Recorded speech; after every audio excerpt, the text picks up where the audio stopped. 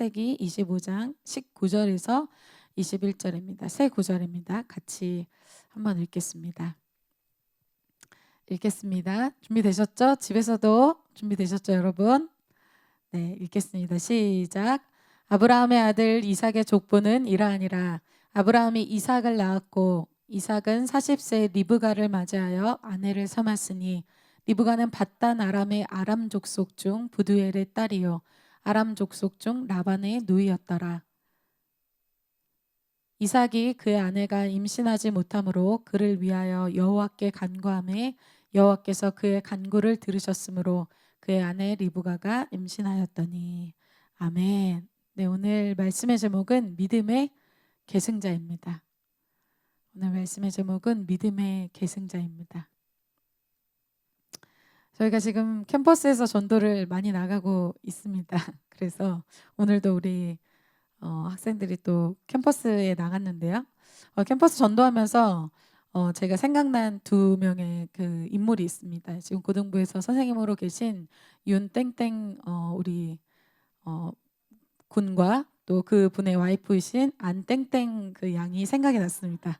그래서 우리 윤땡땡 군은 단국대에서 기숙사에, 여러분들 말한 기숙사에서 살아가던 친구였는데 그 친구를 저희가 전도했어요. 근데 그 친구는 정착을 안 하고 그 친구의 친구였던 우리 윤땡땡 군이 남아서 예수님을 뜨겁게 만나고 지금 고등부 선생님을 하고 계십니다. 저는 실명을 밝히지 않았습니다, 여러분. 네, 윤땡땡 군. 네. 그리고 그 아내이신 안땡땡 양은 건대 글로컬에서 건대 그 글로컬 선후배 간의 만남의 그 술자리가 있었어요. 거룩한 예배에서 죄송합니다. 네, 술자리에서 술을 거부하고 싶은데 제 크리스천인데 마침 저희 이렇게 믿음의 신앙의 선배가 술을 안 먹어도 된다 이렇게 해주는 그런 만남 때문에 전도가 된, 그래서 정착이 되고 1대1도 하고 지금은 이렇게 믿음의 결혼을 해서 이제 곧 출산을 앞두고 있다고 들었는데요. 네, 두 분이 생각이 많이 났습니다. 그래서 참 캠퍼스에서 두 분 다 캠퍼스에서 주님을 만나고 또 누군가의 어떻게 보면 믿음의 선배 또 믿음의 어떤 사람들을 통해서 전도가 되고 또 그들을 통해서 지금의 모습이 되었던 것이 참 생각이 많이 났습니다. 관심은 없으시겠지만 저도 모태 신앙인데 정말 못하는 신앙이었던 그때 저를 감당해주는 직장 어떤 동료분을 통해서 제가 교회에 오게 되고 기쁨의 교회 금요철야 말씀을 통해서 예수님을 정말 뜨겁게 만나게 되고 인생이 완전히 바뀐, 그래서 제가 여기 서서 단상에 서 있을 사람이 아닌데 참 감회가 새롭습니다. 그래서 누군가 나에게 이런 예수 그리스도를 전해주는 사람이 있었기 때문에 우리가 이 자리에 있습니다. 그래서 여러분들의 어떤 부모님이나 또 여러분들의 어떤 믿음의 친구나 믿음의 선배들을 통해서 여러분들이 사실은 이 자리에 있죠. 여러분 생각해 보세요. 한번 여러분의 신앙은 언제부터 본격적으로 시작이 되었습니까? 한번 돌아보면 좋을 것 같아요. 제가 캠퍼스에서 전도한 친구 중에서 제가 예수님이라는 어떤 이름 자체를 저를 통해서 처음 들어본 친구가 있었어요. 저는 그게 더 놀라웠어요. 예수님이란 이름을 나를 통해서 처음 들었다니. 그럼 그 친구한테 복음을 전했는데 저에게는 굉장히 소중한 경험이었습니다. 왜냐하면 그 사람의 인생의 최초의 제가 복음 전도자가 된 거잖아요. 그래서 너무 감격이 되고 그 친구가 예수님도 영접하고 그런 일들이 있었습니다. 우리가 지금 외국인 친구들을 전도하는데 뭐 그들 중에서도 무슬림도 있고 막 힌두교 믿는 친구들도 있는데 아마 그들의 인생에 있어서 우리는 이것이 뭐 굉장히 특별할까 생각하지만 굉장히 특별한 일입니다. 그 사람들의 일생에 있어서 어떻게 보면 정식으로 예수 그리스도에 대해서 전해줄 수 있는 최초의 사람이 우리가 될 수가 있고 내가 될 수 있다는 것이죠. 여러분 굉장히 의미가 있습니다.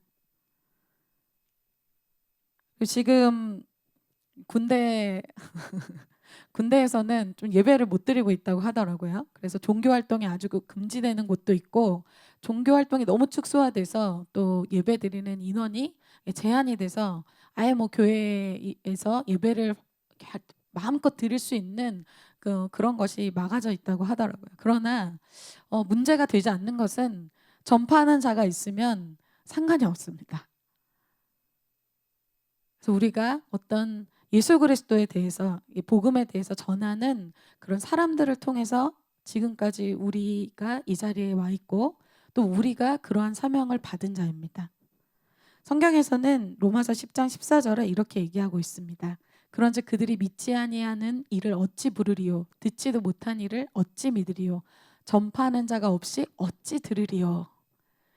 믿지 않고 또 듣지도 못한 그러한 예수 그리스도를 전파하는 사람을 통해서 이 복음을 들을 수 있다는 것입니다.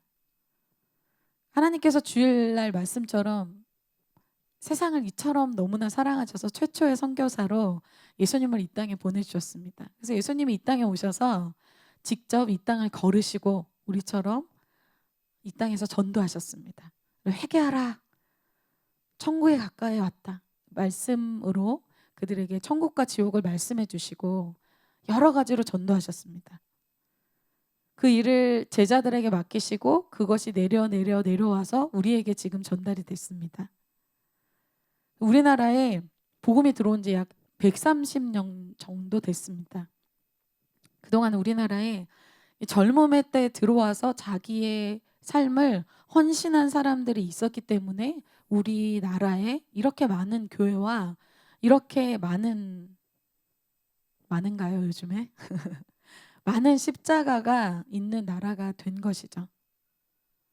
오늘 말씀은 아브라함과 이삭을 통해서 하나님의 복음의 역사가 어떻게 시작됐고 또 어떻게 이어져 가는지를 오늘 우리 말씀 세 구절을 통해서 짧게 보도록 할 것입니다. 말씀을 통해서 여러분 자신이 있는 그 캠퍼스에서 또 그리고 여러분이 처한 영역에서 하나님의 부르심이 무엇인지 깨닫게 되고 또 사명을 깨닫게 되는 시간이 되시기를 축복합니다. 하나님은 이러한 복음의 역사를, 복음의 시작, 믿음의 어떤 계보의 역사를 창세기 12장부터 기록하고 있어요. 오늘은 창세기 25장인데요. 오늘 이야기의 주인공은 아브라함과 이삭입니다. 하나님은 아브라함의 이야기로 시작해서 이 믿음의 계보를 믿음의 계보의 스토리를 시작하십니다. 오늘 이야기는 아브라함으로 시작하는 믿음의 계보 족보를 이야기해주고 있습니다. 19절에 이렇게 얘기하고 있어요. 아브라함의 아들 이삭의 족보는 이러하니라. 아브라함이 이삭을 낳았고 이렇게 얘기합니다. 하나님께서 이삭의 족보는 이러하니라 이렇게 시작하지 않고 아브라함의 아들 이삭이라고 표현을 합니다. 왜냐하면 아브라함이 이 믿음의 계보의 시작이기 때문에 그렇습니다. 하나님의 이 믿음의 계보는 아브라함 한 사람을 통해서 시작하십니다.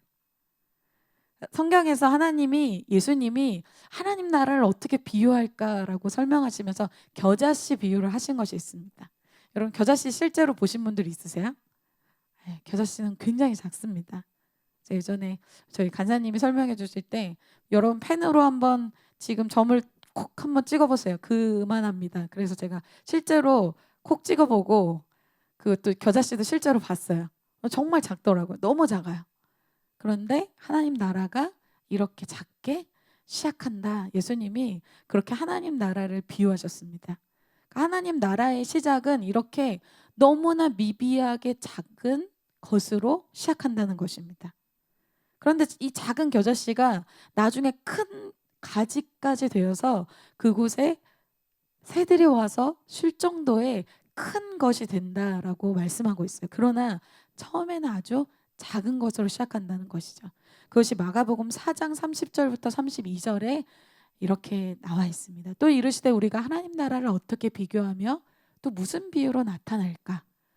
겨자씨 한 알과 같으니 땅에 심길 때에는 땅 위의 모든 씨보다 작은 것이로되 심긴 후에는 자라서 모든 풀보다 커지며 큰 가지를 내나니 공중의 새들이 그 그늘에 깃들 만큼 되느니라. 아멘.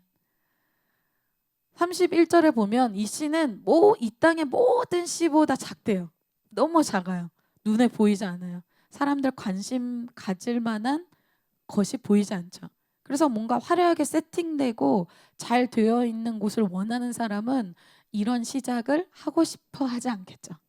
뭔가 잘 되어져 있는 곳에서 멋지게 시작하고 싶을 것입니다. 그런데 하나님 나라의 시작은 그렇지 않다는 거예요. 이렇게 작게 시작합니다. 아브라함이 이런 작은 겨자씨와 같은 사람이었어요. 이러한 아브라함 한 사람을 통해서 믿음의 계보의 역사가 시작된다는 것입니다. 아브라함 한 사람으로 시작하는 주님의 역사를 좀 보겠습니다. 아브라함은 믿음의 조상이죠. 그래서 어떠한 영역에 하나님이 아브라함으로 부르시는 사람들이 있습니다. 그래서 가정 안에서, 어떤 캠퍼스 안에서, 어떤 해외에 나가서, 아니면 어떤 군대 안에서, 어떤 영역 속에서 나를 개척되지 않은 곳의 믿음의 첫사람으로 부르시는 믿음의 개척자들이 있습니다. 그런 사람들은 미개척지를 개척해야 되는, 정말 땅을 일구고 토양을 바꾸고 그런 일들을 해야 하는 사람들이 바로 이런 아브라함들입니다. 이 중에 아브라함 있으신가요? 싫으신 건 아니시죠, 여러분? 오늘 싫은 분위기는 아니시죠? 세팅되어진 곳이 아니라 믿음의 동역자도 없고 믿음의 사람도 별로 없는 곳, 황량한 곳에서 개척을 시작해야 되는 사람이 바로 이 아브라함들입니다. 첫 개척자들은 그래서 고난과 갑지불이 많습니다. 아브라함은 이삭보다 정말 갑지불이 많아요. 그러나 한편으로 생각하면 이것은 영광스러운 부르심입니다. 그러면 아브라함이 누굽니까? 자식 없는 정말 초라한 인생일 뿐인 사람이에요. 정말 그 당시에 자식이 없다는 것은 미래가 없는 거예요. 아브라함이 75세 정말 나이가 많을 때까지 노플랜, 미래가 없어요. 왜? 자식이 없기 때문에. 저주받은 인생이었습니다. 내가 해결할 수 없는 이 자녀의 문제를 가진 사람이 아브라함이었어요. 아브라함으로 얘기하면 부족함이 없는 인생이 아니라 부족함이 있는 인생, 문제가 없는 인생이 아니라 문제가 있는 인생이라는 거예요. 그럼 반대로 생각해 볼까요? 아브라함이 아이도 있고 문제도 없고 아주 좋은 환경 속에 있었어요. 뭐 그렇다면 여러분, 아브라함이 하나님을 쫓아서 믿음으로 살았을까요? 뭐 그랬을 수도 있지만 아마 힘들었을 것입니다. 여러분이 한번 복음을 전해보세요. 복음이 잘 안 들리고 오늘 말씀 막 그냥 별로 듣고 싶지 않아, 들리지 않아, 너무 졸려, 그런 사람 왜 그럴까요? 꼭 말씀이 아니어도, 꼭 하나님이 아니어도 나에게 의지할 것이 많고 누릴 것이 많은 사람은 꼭 하나님이 필요 없습니다. 꼭 오늘 예배 필요 없습니다. 오늘 하나님의 말씀 필요 없어요.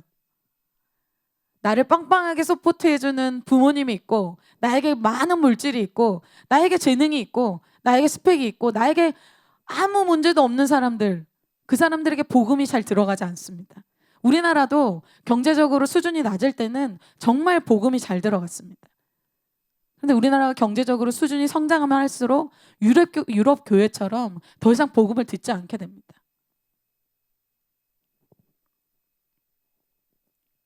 아브라함은 부족함 때문에, 자신의 인생에 자기가 해결할 수 없는 문제 때문에 하나님을 받아들이고 하나님을 만나게 된 거예요.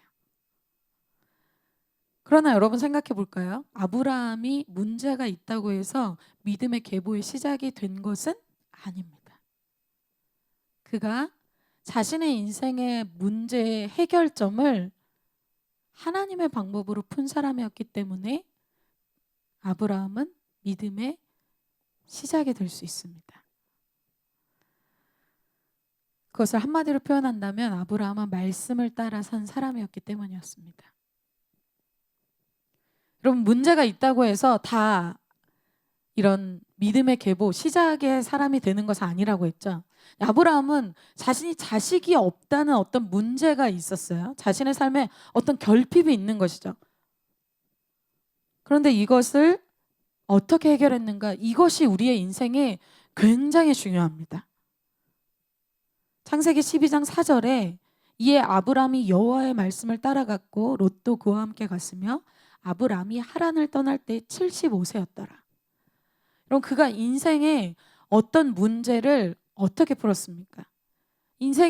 나의 인생의 자식이라는 어떤 문제를 해결하는 방법을 말씀으로 풀어냈다는 거예요. 대부분 자신의 인생에 해결되지 않는 어떤 문제들, 결핍들, 상처들, 어떤 열등감들, 어떤 가정의 문제, 나의 풀리지 않는 문제들을 많은 다른 이상한 방법으로 풀고자 할 때 우리의 인생이 더 엉키게 됩니다. 그래서 그것을 이성의 문제로, 이성 남자친구를 사귀면 해결될까? 사마리아 여인이 그 문제로, 그 방법으로 해결 방법을 찾은 거예요. 수많은 남자친구를 만나도 이 방법이 해결이 되지 않아요. 돈이 있으면 돈이 많으면 하게 될까? 삭개오가 그런 방법으로 인생 산 겁니다. 그런데 아브라함이 그 해결점으로 자기의 인생에 어떤 문제가 생겼을 때 그 문제의 해결 방법으로 무엇을 찾았냐? 말씀을 선택했다는 것입니다. 이것이 중요합니다. 그래서 아브라함은 어때요? 말씀으로 옛 삶을 본토 친척 아비집을 한번 여러분 표현으로 대박 떠나본 사람이에요. 과감하게 떠나본 사람이에요. 그가 75세였고 늦은 나이였지만 그가 옛사람의 그 옛 자리를 박차하고 말씀을 가지고 떠난 사람이었기 때문에 그는 아브라함 믿음의 조상이 될 수 있습니다. 여러분 생각해 보세요. 2020년에도 나는 그런 문제가 있었어. 2021년 10월 지금에도 그 문제는 있어. 음란의 문제, 재정의 문제, 쾌락의 문제, 미디어의 문제, 보는 문제, 먹는 문제, 시기의 문제, 용서하지 못하는 문제, 쾌락의 문제, 이런 문제가 2020년에도 있었고 지금도 있어. 정말 끊이지 않는 이 서클에서 나는 원래 이래. 여러분 우리의 인생의 문제는 죄와 또 죄를 통해 들어온 악한 영과의 싸움입니다. 이 문제는 죄의 자리를 떠나지 않는 이상은, 본토 친척 아비집을 떠나지 않는 이상은 해결될 수가 없습니다. 그런데 75세까지 풀리지 않았던 어떤 자신의 인생의 문제를 아브라함이 한마디의 말씀으로 순종할 때 새로운 인생을 살게 됩니다. 여러분 말씀이 있을 때 계산하지 않고 나이가 어떻게 됐든 미래를 따지지 않고 여러분의 이 안전지대를 떠나서 도전하는 사람이 되시기를 축복합니다. 하나님이 아브라함이 특별한 능력이 있어서 사용하시지 않았어요. 아브라함 편에서는 옛삶을 떠나기만 하면 하나님께서는 그 다음은 하나님이 책임지십니다. 아브라함에게 최고의 능력이 뭐예요? 아브라함의 최고의 능력은 말씀이 선포되어질 때 이에 즉시 반응한다는 거예요. 그게 아브라함이 아브라함 될 수 있었던 최고의 능력입니다. 여러분 말씀 들을 때 저거 아는 말씀 따라갔지. 그것이 여러분에게 무슨 의미가 있습니까? 말씀대로 한마디의 말씀대로 나의 삶을 정리할 수 없고 한마디 말씀대로 이번 한 주간 살 수 없는데 그것이 여러분에게 무슨 의미가 있습니까? 그러나 아브라함은 다른 건 없어도 말씀 한마디에 내 인생을 거는 사람이라는 거예요. 다른 것이 부족해도 하나님 말씀 앞에 내 인생의 모든 불안과 미래된 염려와 이것을 다 던지고 다 제쳐두고 하나님 말씀 한마디에 내 인생을 거는 사람이었다는 것입니다. 그럼 이것이 이론이 아니고 실제여야 됩니다. 그러나 아브라함도 실패의 시간이 있었죠. 이렇게 과감하게, 여러분 그런 분들 계시죠? 난 예전에 그런 과감한 정말 결단한 적이 있어. 옛삶을 벗어나서 본토 친척 아비집 떠나서 내가 이렇게 도전한 적이 있었어. 아브라함도 그렇게 믿음으로 살다가 믿음이 식어진 때가 있었어요. 믿음이 떨어진 때가 있었어요. 그래서 결국은 하나님의 임재 없이 내 방법과 내가 원하는 대로 내 지혜대로 산 기간이 있었습니다. 믿음의 도전들은 옛날 추억이 되는 거예요. 나 예전에 그런 믿음에 도전했었어. 그때 좋았지. 아브라함도 그런 때가 있었습니다. 그것이 바로 이스마엘을 낳은 기간이에요. 오늘 19절에 아브라함이 이삭을 낳았다라고 표현하고 있어요. 아브라함이 이삭을 낳았고, 아브라함이 이삭을 낳았고란 이 정말 구절에 25년의 시간이 있습니다. 수많은 사건 속에서 이삭이 태어났다는 거예요. 특별히 어떤 사건? 아브라함의 인생에 있어서 철저히 실패하는 13년의 기간이 아브라함에게 있었습니다. 13년 후에 아브라함에게 다시 찾아오셔서 하나님이 그를 영적으로 소생시키기 시작하시고 영적으로 그의 비전을 다시 주기 시작하시는데 그것을 어떻게 하십니까? 말씀을 주십니다. 말씀이 우리의 영을 다시 살게 할 수 있습니다. 아브라함이 13년간 하나님의 음성을 아무것도 듣지 못했어요. 여러분, 예배를 드리는데 말씀을 영어로 받지 못한 그 기간, 말씀을 들어도 아무것도 들리지 않는 그 기간, 말씀의 도전도 없는 기간, 하나님도 느껴지지 않는 기간, 아무런 열매도 없고 아무런 변화도 없고 아무런 성장도 없는 그 기간을 아브라함이 겪었다는 거예요. 왜? 이스마엘 낳으면서 내 방법으로 내가 원하는 대로 산 그 기간이 바로 그 기간입니다. 근데 하나님이 말씀으로 아브라함을 살리기 시작하십니다. 그에게 다시 말씀이 들려질 때 실패하고 무기력한 그가 다시 말씀을 듣고 말씀으로 다시 도전하기 시작할 때 그가 이삭을 낳게 되는 것입니다. 어떤 거예요? 아브라함이 다시 말씀으로 돌아올 때에만 아브라함은 새롭게 될 수 있다는 거예요. 말씀을 듣고 도전할 때 믿음의 완성은 누가 하십니까? 주님이 하십니다. 그것을 히브리서에 이렇게 기록하고 있죠. 다 같이 한번 읽어볼까요? 히브리서 11장 12절입니다. 여러분 처한 곳에서 같이 한번 읽어보겠습니다. 시작.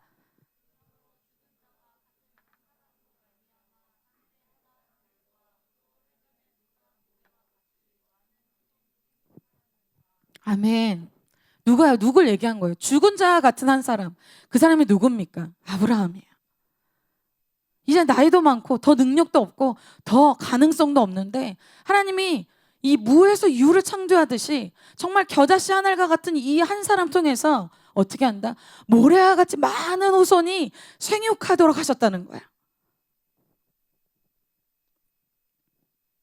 그래서 오늘 내용은 이제 아브라함의 삶이 마감이 되고 이삭의 삶이 시작될 때 하나님이 아브라함에게 주신 축복 내가 너에게 주겠다.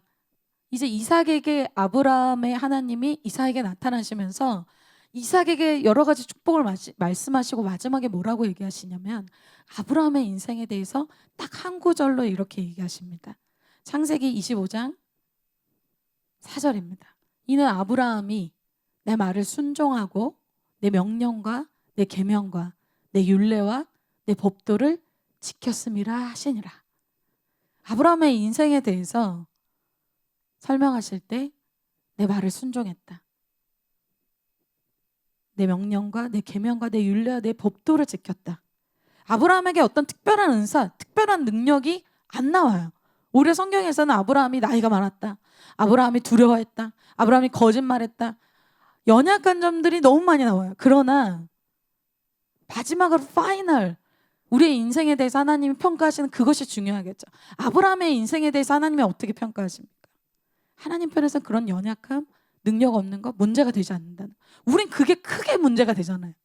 하나님은 문제가 안 돼. 하나님은 아브라함이 말씀 안에만 있게 된다면 하나님 편에서는 그 연약함이 아무런 문제가 되지 않습니다. 말씀 안에 있을 때 아브람은 아브라함이 됩니다. 말씀 안에 있을 때 시몬이 베드로가 된다는 거예요. 여러분 반대인 경우도 있어요. 교회에서 보면 스펙도 잘 갖춰지고 능력도 있고 열정도 있고 이 사람 정말 자신감 뿜뿜하고 너무 괜찮은 사람이에요. 근데 영적인 실업자가 있어요. 하나님이 그 사람을 안 쓰세요. 신기하죠? 왜 그럴까요? 하나님이 아무리 하나님의 일이 급하셔도 그 사람한테 그 일을 맡기시지 않습니다. 왜? 말씀과 상관없는 사람, 말씀을 무시하는 사람, 말씀이 내 안에 없는 사람, 그 사람을 통해서 하나님은 아무 일도 하시지 않습니다. 그러나 나이가 많고 부족하고 연약해도 말씀대로 살고자 하는 그 한 사람을 통해서 하나님이 믿음의 계보, 놀라운 하나님의 큰 역사, 이스라엘 국가를 일으키고 민족을 일으키는 그 일에 이 연약한 노인 한 사람을 주님이 사용하신다는 거예요. 이러한 아브라함 한 사람을 시작해서 하나님은 이 아브라함의 이야기로 끝나는 것이 아니라 오늘 아브라함의 아들 이삭의 족보의 이야기로 넘어갑니다. 오늘 같이 보고자 하는 것은 믿음의 계승자 이삭에 대해서 보고자 합니다. 아브라함 자신이 믿음의 훈련을 받는 기간은 굉장히 중요합니다. 그래서 믿음의 시작, 어떤 결단, 변화, 치유, 어떤 축사 이런 것들이 중요하죠. 내가 무엇을 경험하고 뭔가 성장하고 변화가 되는 건 물론 중요합니다. 그러나 아브라함의 삶은 그런 자신만의 어떤 믿음, 자신의 변화 이것에 집중한 삶이라고 볼 수는 없습니다. 아브라함의 인생에서 정말 크게 한 것은 이삭이라는 믿음의 계승자를 남겼다라는 거예요. 우리가 19절에 계속 보는 것은 아브라함의 아들 이삭의 족보는 이러하니라 아브라함이 이삭을 낳았고 라고 말하고 있죠. 아브라함이 있기 때문에 이삭이 있습니다. 만약에 아브라함이 이런 믿음의 개척의 삶을 살지 않았다면 아마 이삭이라는 존재도 없었겠죠. 사도 바울의 영적인 아들은 디모데였습니다. 사도 바울이 1차 전도 여행에서 돌을 맞아서 유대인들에게 정말 죽을 뻔? 성경에서는 죽은 줄 알고 성 바깥에 이 사도 바울을 버렸다라고 얘기하는데 정말 죽은 적이 있었습니다. 사도 바울이. 그것이 루스드라였어요. 루스드라에서 그렇게 개척하기 위해서 자기 거의 목숨까지 던진 그 바로 눈물의 그 장소에서 사도 바울은 디모데라는 영적인 아들을 얻습니다. 사도 바울이 없었다면 디모데는 없는 거예요. 누군가가 나를 위해서 헌신하는 그 헌신이 있기 때문에 영적인 제자와 영적인 계승자들이 생기는 것입니다. 그래서 아브라함의 인생은 초라하게 자기 혼자 자기 믿음의 훈련, 막 믿음의 도전, 믿음의 갑집을 해서 나 이렇게 놀랍게 변화됐다. 그렇게 끝나지 않았습니다. 그거는 여러분 초라한 삶입니다. 아브라함 때에 일어난 믿음의 역사들이 계속해서 이삭의 때, 야곱의 때 믿음의 역사들이 계속 이루어지는 것들을 오늘 보여주고 있어요. 그러면 믿음의 계승자 이삭의 훈련은 무엇인가? 오늘 마지막으로 보고자 합니다. 아브라함의 믿음의 계승자는 이삭이었죠. 이삭에 대해서는 성경에 뭐 그렇게 길게 나와 있진 않습니다. 오히려 아브라함에 대해서는 12장부터 정말 25장까지 정말 긴 여정, 어떻게 보면 참 고대 문명국들 막 동서간에 막 돌아다니면서 엄청난 투어를 한 아브라함의 삶과는 좀 다릅니다. 그리고 그의 아들 야곱의 이런 정말 이 분투하는 삶, 너무나 험난한 세월, 그것과는 또 이삭의 삶이 굉장히 다릅니다. 이삭의 삶은 아주 짧게 기록되어 있지만 그렇다고 해서 이삭의 삶이 훈련이 없었던 것은 아닙니다. 이삭의 삶이 정말 긴 훈련이 있었습니다. 믿음의 계승자들은 어떤 사람들입니까? 믿음의 훈련을 받는 사람들입니다. 여러분, 아브라함이 놀라운 사람이라고 해서 그의 아들이 이삭이 놀라운 사람이 자동으로 되진 않습니다. 우리 목자님이 또 우리의 선배님이 놀라운 사람이라 그래서 우리가 자동으로 그렇게 되어지진 않는다라는 것입니다. 아브라함의 인생이 있고 이삭의 인생이 있는 것이죠. 이삭은 이삭 자신의 믿음의 훈련을 받을 때 성장할 수 있습니다. 그대로 전수되지 않는다라는 거예요. 이삭 자신이 훈련을 받아야 된다는 것이죠. 그래서 우리가 여러분 이런 특별한 어떤 부르심, 특별한 은혜, 특별한 어떤 페이버를 받고 뭐 회개와 축사와 여러 가지 변화와 뭐 방언과 여러 가지 은혜를 우리가 받을 수는 있습니다. 그러나 여러분이 경험하시 것으로 아시겠지만 그것은 어떻게 보면 한순간이에요. 그 다음날 내가 어떻게 변할지 몰라요. 내가 어떻게 괴물로 변할지 몰라요. 여러분 JTS 때 정말 은혜 많이 받았죠. 수련회 때 눈물 펑펑 쏟으셨죠. 근데 그 다음날 바로 어려워지죠. 왜? 무엇 때문에 그렇습니까? 훈련이 없기 때문에 그래요.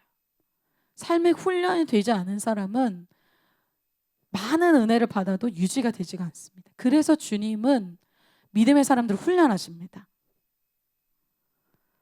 오늘 이삭이 받은 믿음의 훈련을 다루고 있는데요.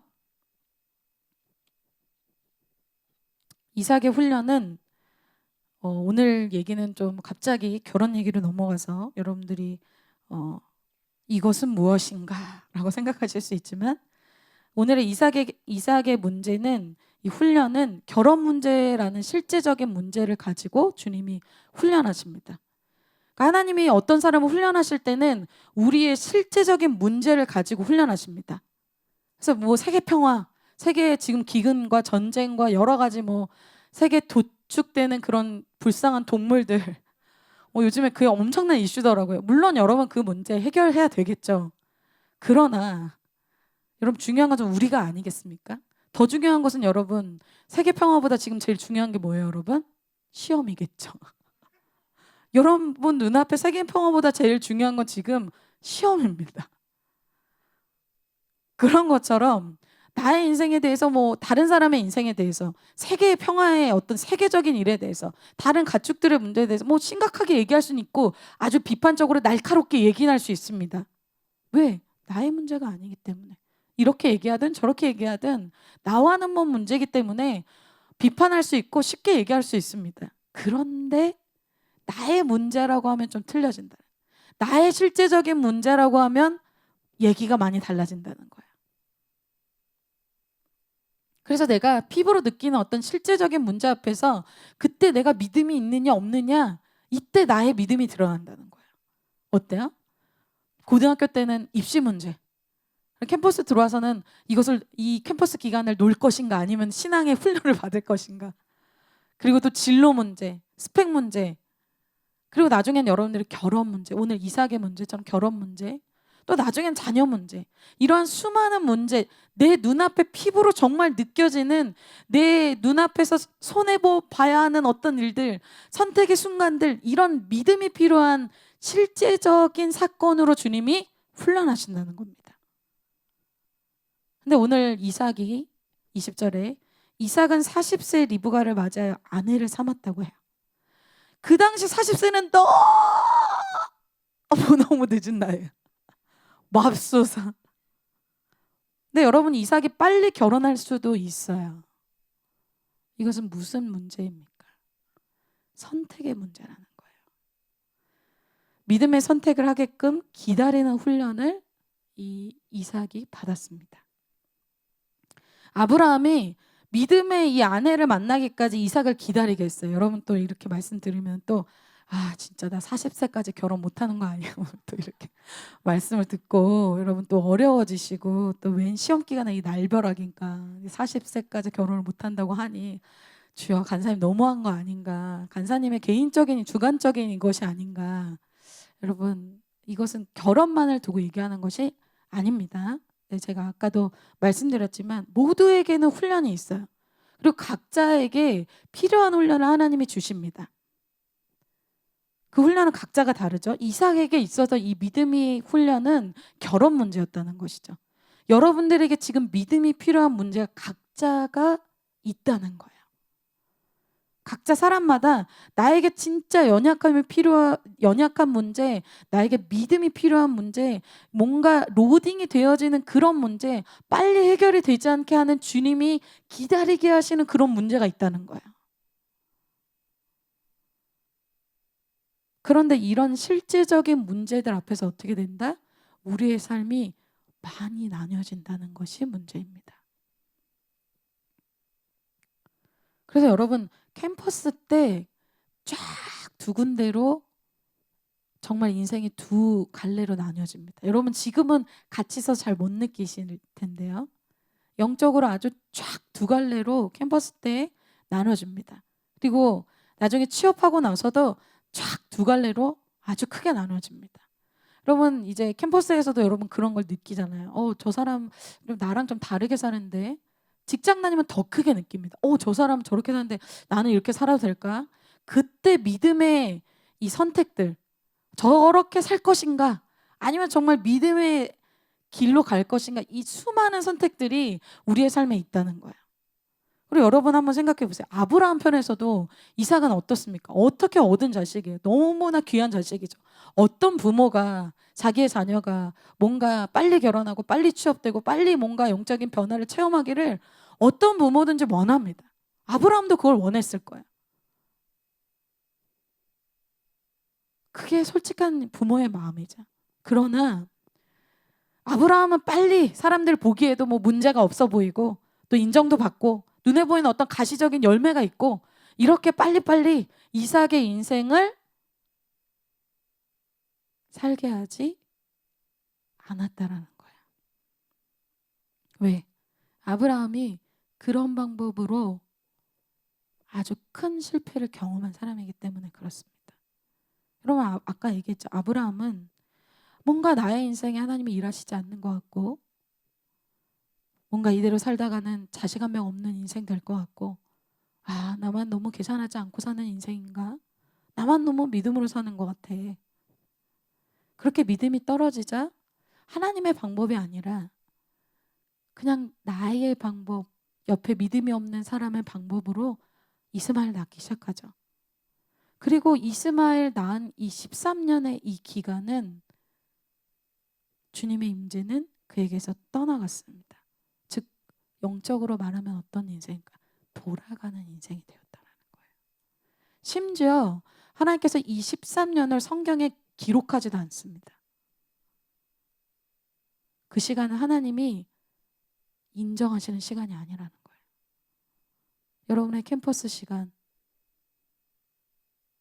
주님이 그 기간을 기록하실까요? 아니면 기록하지 않으실까요? 캠퍼스에서 믿음과 어떤 신앙을 다 떠나서 빨리빨리 가시적으로 뭔가를 얻는 삶, 살 수 있다는 거예요. 그것이 바로 이스마엘을 얻는 삶입니다. 남들도 저렇게 사는데 나만 왜 이렇게 믿음으로 어렵게 그렇게 살아? 왜 이렇게 기다려야 돼? 왜 이렇게 하지 말아야 되는 게 많아? 난 그렇게 살고 싶지 않아. 빨리빨리 이스마엘 낳을 수 있다는 거예요. 아브라함도 그런 삶을 선택했다는 거죠. 그러니까 어때요? 빨리 이스마엘 낳았습니다. 이스마엘이 13세 되기까지는 아마 그 재미로 살았겠죠. 아브라함은 그 낙으로 살았을 겁니다. 남들에게 보여줄 것도 있고 남들에게 뭐 여러분 말로 꿀릴 것도 없고 나에게 문제가 있는 것처럼 보이지도 않고 나 이 정도의 삶이면 괜찮지 않나? 그렇게 살 수 있다는 거예요. 중요한 것은 뭡니까? 내가 캠퍼스에서 열심히 살 수 있어요. 다 A뿔 맞으면서 정말 남들에게 인정받으면서 살 수 있습니다. 그러나 하나님이 그 기간을 기록하지 않을 수도 있습니다. 그래서 여러분 얼마 전에 목사님께서도 그런 얘기를 하셨지만 캠퍼스 생활에서 여러분의 20대, 여러분의 청년의 때에 여러분 하나님께서 카운트 하실 것만을 하십시오. 20, 30대 나의 삶에 하나님이 카운트 하실 게 무엇이겠는가? 여러분 지금 막 급하게 가는 자리에 잠깐 멈춰서서 한번 생각해 보세요. 나의 삶에 하나님이 기록하시고 카운트 하실 만한 게 정말 있는가? 정말 상급될 게 있는가? 한번 생각해 보셔야 돼요.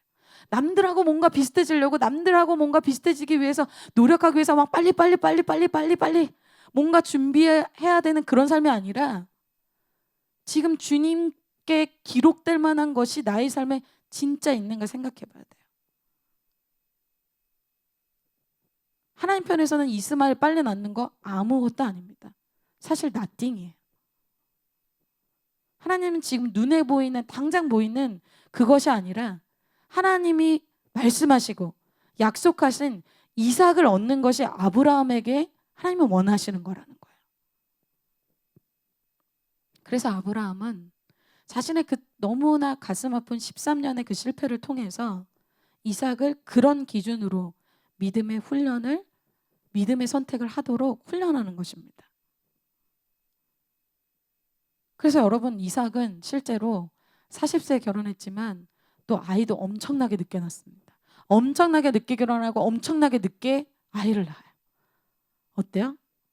너무 더딘 것 같아요. 너무 빠르지 않아요. 그럼 어떤 훈련이에요? 나의 때, 세상이 원하는 때, 세상 사람들의 사는 때가 아니라 하나님의 때에 맞춰 사는 삶이에요.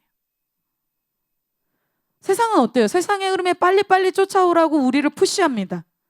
이렇게 바쁜 삶에서 무슨 휴학이야, 뭐 MW야, 무슨 지금.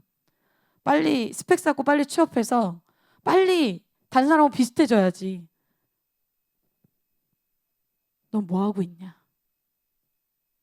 여러분, 예수님은 하나님의 때를 사신 분이셨죠. 예수님은 아기로 태어나시고 30년을 목수의 삶을 사셨습니다. 그 전까지 사역하시지도 않았어요. 그냥 평범하게 여러분처럼 20대를 보내면서 여러분과 같이 비슷하게 사셨다는 거예요. 여러분, 요즘 친구들이 영앤 리치를 좋아하더라고요. 젊고 부자고 뭔가 젊은 나이에 뭔가 빨리 되는 것을 정말 좋아하죠. 그러나 여러분, 예수님은 그런 삶을 사시지 않았습니다. 다윗도 사울보다는 왕이 정말 늦게 됐습니다. 수많은 고난 끝에, 훈련 끝에 그는 왕이 아주 늦게 됐어요. 아브라함 아이 얻는데 25년 걸렸습니다. 사람의 영광, 어떤 사람과 비교하고 사람의 눈치를 보는 사람은 어때요? 이런 인생 못 살겠죠. 억울하고 힘들어서 못 살겠죠. 아, 예수님 믿으니까 더 고생하고 더 돌아가는 인생, 후퇴하는 인생 사는 것 같다. 손해보는 것 같겠죠. 왜 나는 다른 사람보다 이렇게 더딜까? 여러분, 빠른 것이 중요하지 않기 때문에 그렇습니다. 빠르게 뭔가 보여주면서 사는 사람은 믿음을 떠나서 빠르게 지옥 가는 인생 될 수 있습니다. 그러나 더디지만 하나님 앞에 상급 쌓고 주님으로 인해서 되어지는 삶을 살면서 천국에 가는 것이 더 지혜로운 삶입니다. 그런데 이것이 문제가 되는 사람이 어떤 사람이에요? 뭐가 되고 싶은 사람? 이 땅에서 나의 뭔가를 보여주고 싶은 사람은 이것이 문제가 아주 크게 됩니다. 나는 뭔가를 보여주고 싶은데 주님이 나를 늦추시니 이 마음이 상합니다. 그런데 오늘 이삭은 하나님 때에 순종했다는 것입니다. 20절에 이삭은 40세의 리브가를 맞이하여 아내를 삼았으니 리브가는 밧단 아람의 아람 족속 중 부두엘의 딸이요 아람 족속 중 라반의 누이였더라. 리브가는 밧단 아람의 아람 족속 중 부두엘의 딸이요 아람 족속 중 라반의 누이였다라고 얘기합니다. 이것은 믿음의 사람이었다는 것을 이야기해주고 있습니다. 이것이 무엇을 뜻해요? 이삭이 믿음으로 사는 것을 더디지만 선택했다는 것입니다. 여러분, 결혼을 통해서 성경에서는 정말 많은 사람의 인생이 바뀌는 것을 보여주고 있습니다. 대표적으로 솔로몬은 이방 여인과 하나님을 믿지 않는 여인들과 만남으로 인해서 그의 신앙이, 그의 인생이 아주 쇠퇴기를 맞이합니다. 후퇴하죠. 하나님의 근심이 되는 인생을 살게 됩니다. 누구를 만나는가? 누구를 사귀는가? 이것이 정말 결국에는 누구와 결혼하는가? 이것은 정말 중요한 문제입니다. 그런데 그것은 여러분의 좀 먼 이야기잖아요. 내 눈앞에 있는 먼저 이번 한 주간 어떻게 살 것인가? 이번 학기 어떻게 살 것인가? 먼저 내 눈앞에 있는 실제적인 나의 문제가 훈련이 되어질 때 나중에 결혼도, 나중에 많은 문제들도 하나님의 뜻을 선택할 수 있다는 것이죠. 그래서 중요한 사건 속에서 더디지만 믿음을 선택하고 하나님을 선택하고 말씀을 선택해서 믿음이 더 강해지는 사람이 있고, 반대를 선택해서 믿음이 점점 없어지는 사람이 있습니다. 여러분, 선택의 길에서 믿음의 길, 하나님을 선택하시는 여러분이 되시기를 축복합니다. 마지막으로 이삭은 믿음의 기도를 쌓은 사람이에요. 이삭은 40세에 결혼했는데 아이가 바로 생기지 않았습니다. 21절이 마지막 9절이 그것을 얘기하고 있는데요. 이삭이 그의 아내가 임신하지 못함으로 그를 위하여 여호와께 간구하매 여호와께서 그의 간구를 들으셨으므로 그의 아내 리브가가 임신하였더니라고 얘기합니다. 오늘 이삭은 아이를 낳기 위해서 간구했다고 얘기했어요. 그런데 이 간구 기간이 얼마나 길었는가? 그것은 구체적으로 창세기 26장, 25장, 26절을 보면은 알 수 있습니다. 후에 나오는 손으로 에서의 발꿈치를 잡았으므로 그 이름을 야곱이라 하였으며 리브가가 그들을 낳을 때 이삭이 60세였더라. 얼마를 기다린 거예요? 20년을 기다렸어요. 와. 그럼 이삭이 짧게 몇 줄 안 나와 있지만 이삭의 훈련이 약합니까? 이삭의 훈련 대단합니다. 아무나 받을 수 있는 훈련 아닙니다. 아브라함은 대단하고 야곱은 대단한데 이삭은 아닌 것 같아. 아닌 것 같으십니까? 20년을 기다렸다는 거예요. 뭐 하면서? 기도하면서. 이삭이 야곱과 에서를 낳게 될 때가 60세라고 이야기하고 있어요. 그럼 20년간 하나님이 뭘 시키신 것일까요?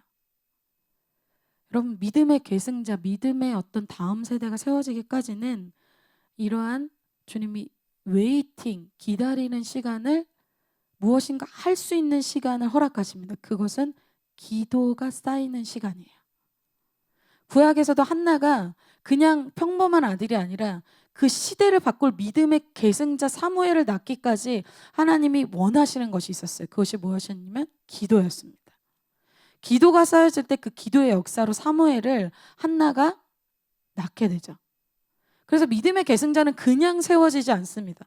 이렇게 지나다가 시간 지나면은 그냥 머릿돌 하게 되고 뭐 머리 얘만 싸고 그렇게 되면 자연스럽게 그냥 믿음의 계승자는 세워지겠지. 우리의 삶이 그렇습니까? 그렇지 않죠. 여러분, 우리의 삶도 우리가 변화를 경험하고 우리가 무엇인가 놀라운 경험을 하게 되는 것은 누군가의 기도가 있었기 때문입니다. 내가 그래도 주님 앞에 좀 살았으니까. 그렇지 않습니다. 우리의 믿음의 부모님, 믿음의 친구들, 믿음의 선배들의 기도를 통해서 우리가 변화를 경험하게 된 것입니다. 그래서 한 캠퍼스에서 또 한 가정에서 한 어떤 공동체에서 믿음의 계승자가 나오는 것은 그냥 되지 않는다라는 거예요. 그래서 예수님도 우리의 생명, 어떠한 사람, 죄인 한 사람을 정말 구원하고 새 생명을 주기 위해서는 예수님이 겟세마네 기도가 없이는 그냥은 새 생명이 잉태되지 않는다라는 거예요. 그리고 한 사람 제자로서 세우기까지도 예수님조차도 그냥은 되어지지 않았습니다. 왜? 사단이 제자들을 밀가부르듯이 하기 때문에 믿음이 떨어지도록, 믿음이 아예 없어지도록, 믿음에서 떠나버리도록 사단이 방해하기 때문에 예수님이 어떻게 한다? 사단이 밀가부르듯 너희를 청구했지만 내가 너희를 위해서 중보했다. 내가 기도했다. 한 사람을 제자로 세우고 믿음의 계승자로 세우기까지는 예수님도 기도하지 않으면 안 됐습니다. 예수님도 그랬는데 우리는 어떨까요? 내가 1대1하고 내가 도우면서 기도하지 않으면서 돕는다? 절대 그 사람 통해서 믿음의 계승자는 세워지지 않습니다. 같이 떡볶이 먹고 김밥 먹는다고 해서 그 사람이 세워집니까? 그러지 않습니다. 어떤 영역에 돌파하는 리더가 세워지기 위해서 예수님의 이 제자들은 어떤 제자들입니까? 열방을 제자 삼을 제자들입니다. 그만큼의 기도가 필요한 것이죠. 이삭은 이 믿음의 기도의 분량을 채운 사람이에요. 그 기도를 통해서 이스라엘, 야곱을 태어나게 하는 사람이 되는 것이죠. 결론입니다. 우리 자신이 이 자리에 있는 것은 믿음의 선배들과 또 기도의 헌신을 받았기 때문에 우리가 이 자리에 있습니다. 그리고 하나님은 지금도 우리를 통해서 이런 믿음의 계승자들을 일으키길 원하십니다. 그것이 우리가 되기를 원하십니다. 부르심은 있지만 그것은 선택입니다. 선택은 나의 몫입니다. 그래서 오늘은 믿음의 길을 선택하는 사람이 있을 것이고, 나는 그런 믿음의 길은 싫다, 세상에서의 삶을 선택하는 사람이 있게 되겠죠. 그러나 여러분, 하나님은 자기 아들 하나밖에 없는 아들을 이 땅에 보내셔서 그 아들에게 최고의 인생을 주셨습니다. 그 인생은 죄인을 구원하고 또 제자를 세우는 그 최고의 일을 하도록 주님이 예수님을 보내셨습니다. 그 놀라운 역사에 하나님이 여러분을 초대하고 있습니다. 아브라함에게 그러한 초청을 한 것처럼 오늘 여러분에게도 그러한 초청으로 주님이 부르시고 계십니다. 그래서 여러분, 한 번 사는 인생을 나 혼자만을 위해서 사는 그런 초라한 인생, 나 혼자 뭔가 스펙 쌓고 뭔가 취업 준비하고 뭔가 나를 위해서 사는 그러한 나에게 집중된 정말 초라한 인생 이제 끝내시고, 한 번 사는 인생을 캠퍼스의 개척을 이루고 나를 통해서 예수 그리스도를 믿는 사람들이 일어나고 내가 있던 자리에서 정말 주님의 제자들이 세워지는 그러한 예수님과 같은 인생을 한번 살아보시기를 축복합니다.